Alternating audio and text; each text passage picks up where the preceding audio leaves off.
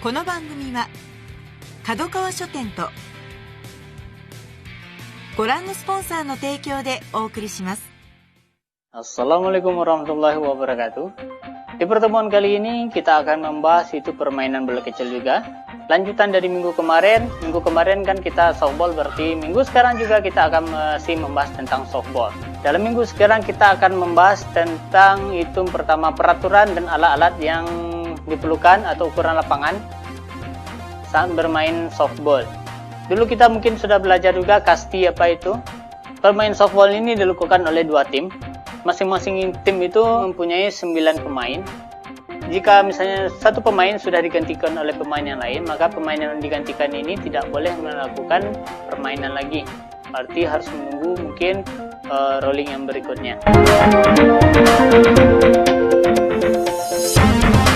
Siapa memenangkan dalam undian menggunakan koin dapat menentukan siapa yang bermain duluan dan siapa yang memukul duluan.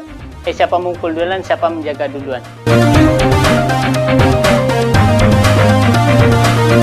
Pitching ini berarti si pelempar melempar bola pada penangkap bola. Dan sebelum bolanya itu sampai ke dalam penangkap bola, berarti pemukul harus bisa memukul bolanya. Sama dengan permainan kasti juga. Terus batting, berarti itu yang memukul.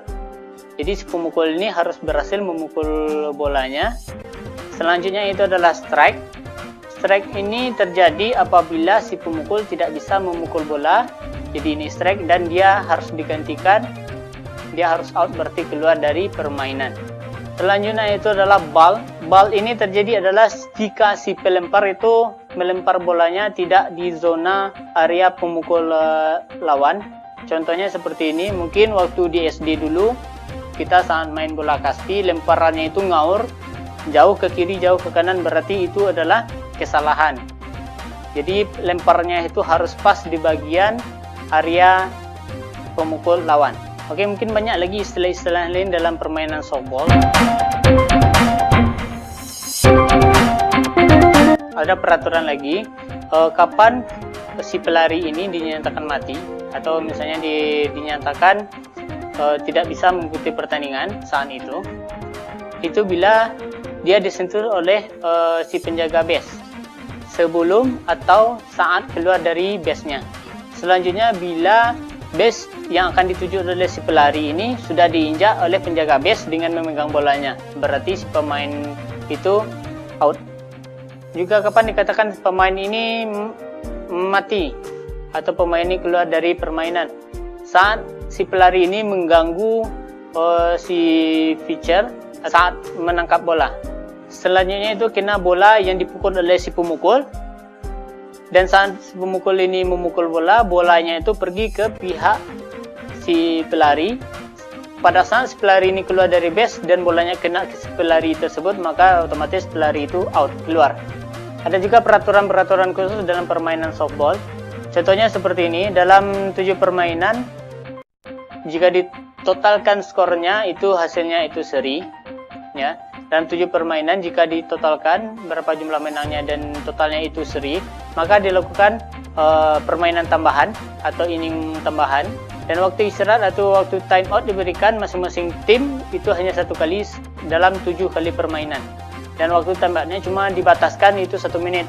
Biasanya waktu time out ini dilakukan saat misalnya pelatih akan memberikan arahan tambahan kepada si pemain biar pemain ini lebih kompak atau segala macamnya. Dan juga ini biasanya dilakukan oleh pemain yang dilakukan oleh pelatih yang akan menyampaikan strategi permainan lainnya kepada pemain.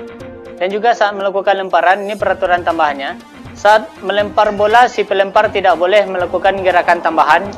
Maksudnya gerakan tambahan itu adalah seperti ini contohnya ya. Dia mau melempar bola, tapi dia melakukan gerakan 2 kali. Jadi ibaratnya digertak dulu lawannya, baru dia lempar yang keduanya. Berarti itu dianggap tidak sah. Itu bisa ditegur oleh wasit. Dan juga diperhatikan ini saat melempar bola, ini juga peraturan tambahnya ya. Jika kita melempar bola tetapi bola itu mengenai si pemukul, maka itu diberikan free wall, berarti biasanya jalan bebas. Jadi itulah peraturan singkat itu tentang permainan softball. Permainan softball ini bisa juga dibaca materinya yang ada di bawah yang sudah ditampilkan di G-School. Itu peraturannya panjang, banyak, dan perlu dipahami. Tapi peraturan panjang itu coba-coba bermain di sekitar rumah dengan teman-teman menggunakan peraturan softball ini.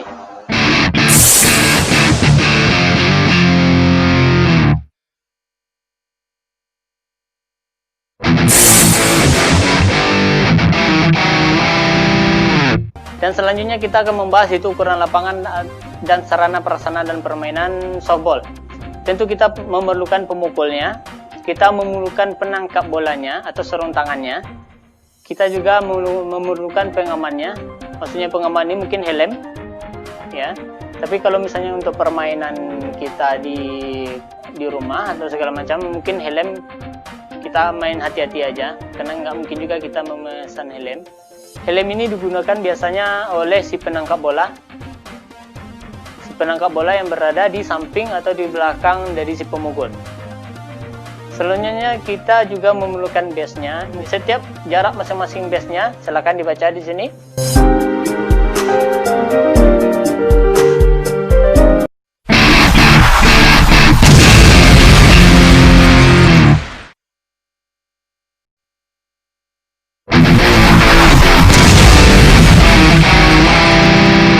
Mungkin hanya itu dulu untuk materi kita kali ini. Singkat cuma dua materi, itu sarana prasarana sama peraturan dalam permainannya.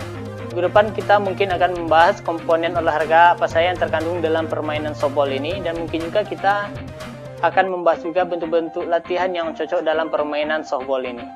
Oke, sampai jumpa minggu depan. Assalamualaikum warahmatullahi wabarakatuh. Salam olahraga. Aku suka susunya hingga tetes terakhir. Aku suka coklatnya.